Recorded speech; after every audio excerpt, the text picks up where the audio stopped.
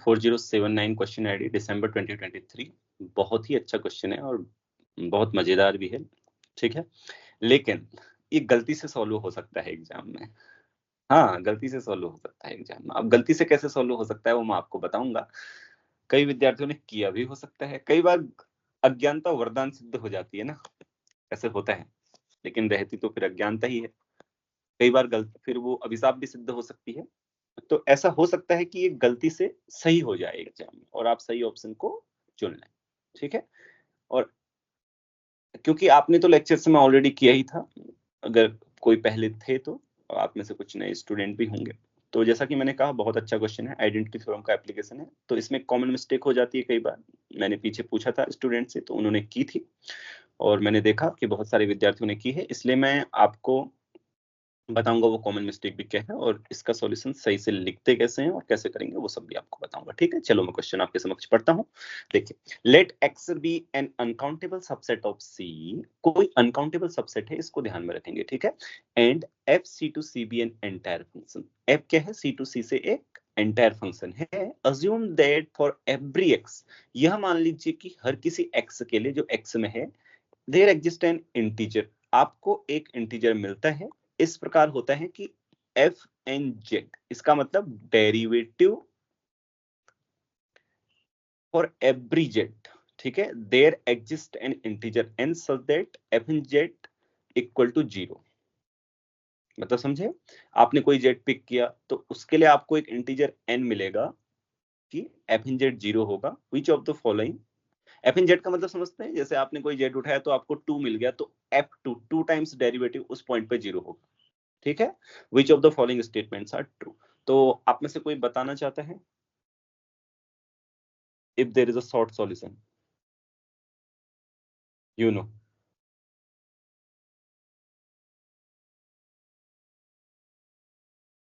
Sir F polynomial. हाँ हाँ, why it is a polynomial. Sir একটা সেট করলাম এআই যেখানে ओके জেড। ठीक है, you will tell me the correct solution, I understand. अब मैंने ऐसा कैसे कह लिया, क्योंकि तुमने जब बोला कि you will make the sets AI, तो इसका मतलब आगे फिर यूनियन लोगी, राइट। तो ठीक है। और कोई, देखो किसी के दिमाग में ऐसा आ सकता है, मैं एक कॉमन मिस्टेक इसमें बता देता हूं पहले आपको, इसको सॉल्व करने से पहले। ऐसा आया है, बच्चों ने मुझसे, कुछ बच्चों ने मुझे कहा कॉमन मिस्टेक है। मिस्टेक क्या हो सकती है? कॉमन मिस्टेक आप बता सकते हैं, आपने भी तो की है। चलो, कॉमन मिस्टेक ये हो सकती है कि you think n is independent, n is independent है ना? कि ऐसा सोच लें कि हर किसी जेट के लिए 100 मिल गया, बस एक n मिल गया, ऐसा नहीं है। n depends on Z, okay, according to question. क्या कि आप ऐसा मत सोचना कि एक n मिल जाएगा कि 100वां डेरिवेटिव हर किसी पॉइंट पे 0 होगा। अगर 100वां डेरिवेटिव हर किसी पॉइंट पे 0 होगा तो फिर तो ठीक है, ये पॉलिनोमियल होगा, है ना, राइट। 99 डिग्री का एट मोस्ट तो हो जाएगा। तो यहाँ पे जो हर किसी जेट के लिए एक n मिलेगा, वो डिपेंड करेगा किस पर? जेट पर। तो इसको वैसे क्वेश्चन में लिखना चाहिए, या तो उन्होंने कई बार nz लिखना चाहिए n की जगह, या लिखना चाहिए डिपेंडेंट ऑन। चलो, लेकिन मीनिंग वही है क्वेश्चन का, ये मैं आपको बता रहा हूँ कैसे आप देखेंगे आगे। देखो सॉल्यूशन में लिखता हूँ इसका, ठीक है। दिया क्या गया है? Given for every Z there exist nz, मैं लिख रहा हूँ nz, okay, to show you that n depends on z. nz belongs to n such that nzth derivative of f at z vanishes, ठीक है। So let ai is the a1 किसका set है? those c in for which first derivative is 0, okay। those complex number for which first derivative is 0, and A2 is the set of those complex numbers for which the second derivative is 0. Okay देखो आपको क्या यहां से ऐसा नहीं लग रहा है? अब चलिए पहले मैं A1 A2 बाद में बनाऊंगा कि कोई ना कोई डेरिवेटिव तो अनकाउंटेबली मैनी पॉइंट्स पर वेनिस होगा। फिर लिखेंगे बाद में ना सॉल्यूशन, क्योंकि मुझे कैसे पता चलेगा ऐसे लिखना है, सॉल्यूशन बाद में लिखेंगे। पहले आप ये सोचो कि हर किसी पॉइंट के सी के आपको एक डेरिवेटिव उस पॉइंट पर वेनिस मिलेगा, पहले ऑर्डर का, सेकंड ऑर्डर का, थर्ड ऑर्डर का, फोर्थ ऑर्डर का, किसी न किसी ऑर्डर का तो वेनिस होगा उस पॉइंट पर। आप किसी भी पॉइंट को पिक करेंगे अगर सी से, ध्यान से सुनना मेरी बात कि you take any point from C, you get some derivative. It may be one first derivative, second derivative, third derivative, and something else. It vanishes. Don't you think that some derivative, some order derivative, मतलब किसी order का derivative uncountably many point पर vanish होना चाहिए, क्योंकि सी के पास अनकाउंटेबली many points हैं और डेरिवेटिव के ऑर्डर्स क्या है, काउंटेबल है, पहला order, second order, third order, dot dot dot. तो कोई ना कोई ऑर्डर का डेरिवेटिव अनकाउंटेबली मेनी पे वेनिस होना चाहिए। क्यों? क्योंकि मान लीजिए फर्स्ट ऑर्डर का भी काउंटेबली मेनी पे वेनिस हुआ, सेकंड ऑर्डर का भी काउंटेबली मेनी पे वेनिस हुआ, डॉट डॉट डॉट। तो टोटल को मिलाओगे तो पूरा सी बनेगा, क्योंकि सी के हर पॉइंट के लिए कोई ना कोई डेरिवेटिव वेनिस हो रहा है, तो वो सब काउंटेबल का यूनियन सी काउंटेबल हो जाएगा। तो इसलिए अब मैं इसको लिखता हूं जो मैंने बात बोली है, ठीक है? मैंने सोचा ऐसे, अब मैं लिखूंगा इसको, तो लिखने में ऐसे थोड़ी लिखूंगा, लिखता कैसे हूं देखो। मैंने क्या बोला, अब मैथमेटिकली लिखता हूं A1 A2 A3। मान लीजिए कि अब मैं डॉट डॉट डॉट लिखता हूं, इसको dot dot dot dot dot dot. AI क्या है? Set of those complex numbers for which ith derivative is 0, ठीक है? सो union of I from 1 to n, AI 1 to infinity, AI contained in C, right?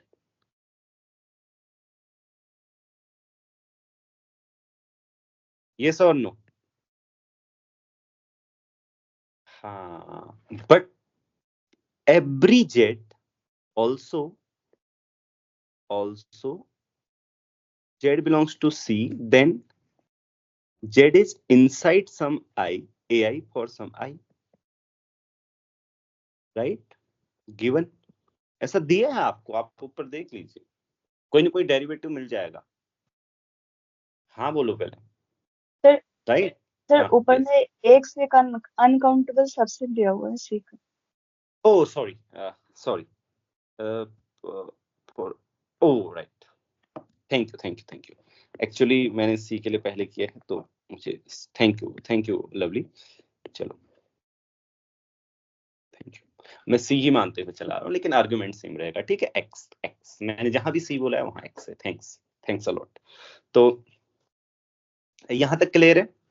Also for each Z in X, then if, ये भी clear है ना आप लोग को कि अगर कोई जेड, देखो क्वेश्चन में क्या दिया है, अगर कोई भी जेड है तो कोई ना कोई ऑर्डर का डेरिवेटिव एक एन मिलेगा, उस ऑर्डर का डेरिवेटिव 0 होगा, तो किसी न किसी एआई में होगा ना।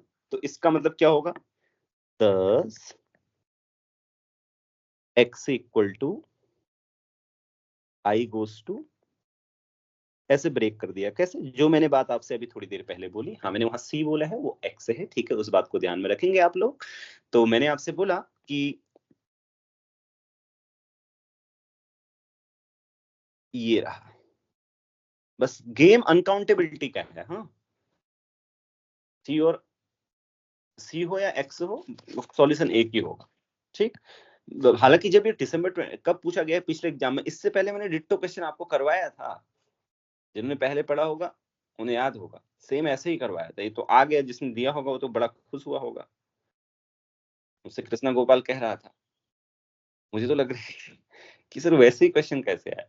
हाँ चलो, उसने दिया था एग्जाम। सो अब यहां से हम क्या कह सकते हैं, देखो some AI is uncountable, right? Because each A cannot be countable ना, because हर कोई countable होगा तो countable union is countable. So some AI is uncountable, countable, right, some AI is uncountable. Do you agree? Yes, right. Some AI is uncountable. So we get Fij vanishes on uncountably many points. Countably many points. तो हम पाते हैं कि Fij क्या करता है, अनकाउंटेबली many points पर Venice होता है।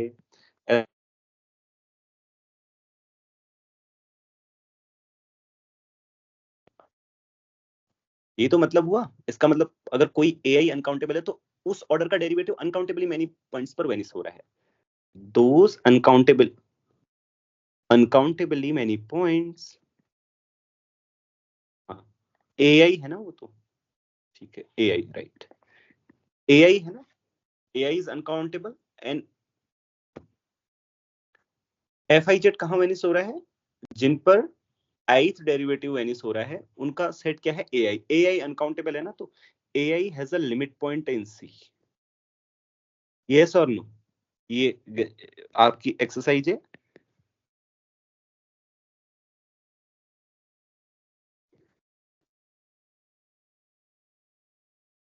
कर लेंगे इसको, इसका एक लिमिट पॉइंट होगा C में। Will you do it? पक्का? चलो एक एक्सरसाइज में और दे रहा हूं, लिखो कि prove or disprove that each uncountable subset of C has a limit point in it, उसके अंदर ही होता है। prove or disprove, okay?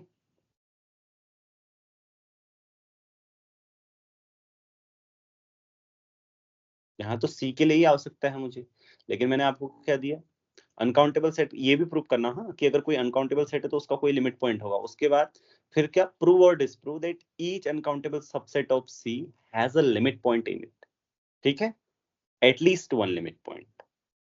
ठीक है, होमवर्क लिख लिया? चलो, सो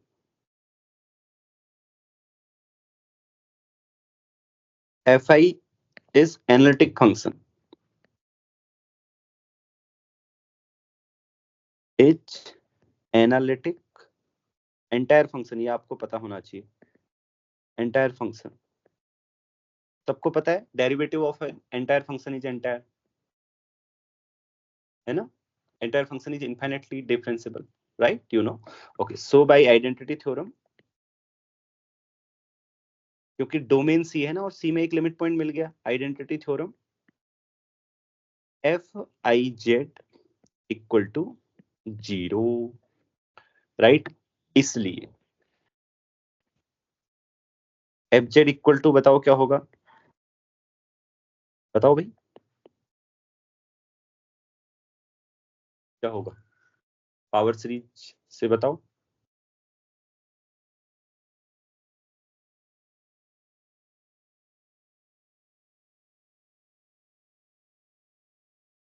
ये सही लिखा है भौमिक? हाँ सर। पक्का? हाँ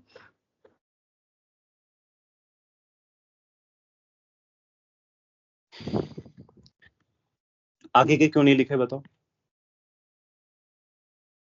sir z to the power I minus 1. हाँ, I-1 तो लिखा है। Z हाँ, to thank the you, power. अच्छा अच्छा, thank you.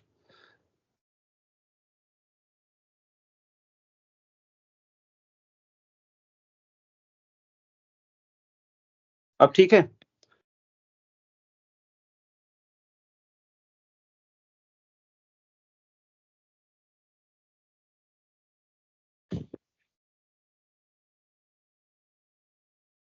Is it clear? By Sir power z series minus I y. Z minus और Z, sorry, Z to the power I minus 1. हाँ हाँ, Z to the power I-1 आएगा, वो आप लोग सुधार लेंगे अब।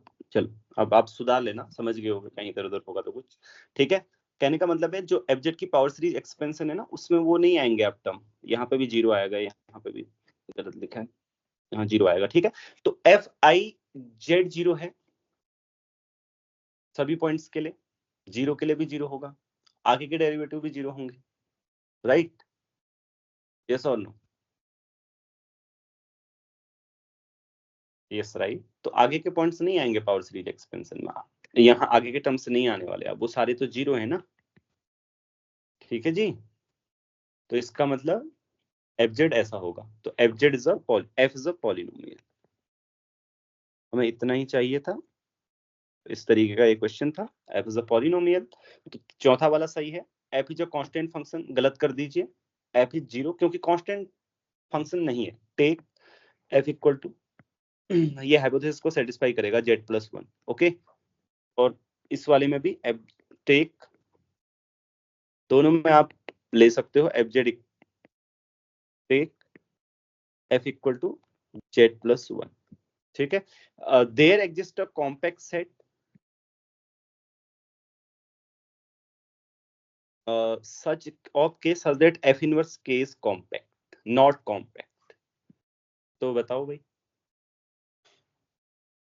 अनबाउंडेड नहीं होती। हाँ, एफ जेड बोलो। इक्वल टू जेड होगा तो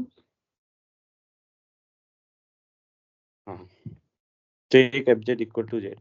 वैसे भी ये हमेशा गलत होने वाला है, मजे की बात ये है, ये जो तीसरा ऑप्शन है आपका, ये तो वैसे भी अगर ये एग्जाम में करना है तो ऐसे काउंटर लेके आराम से किया जा सकता है।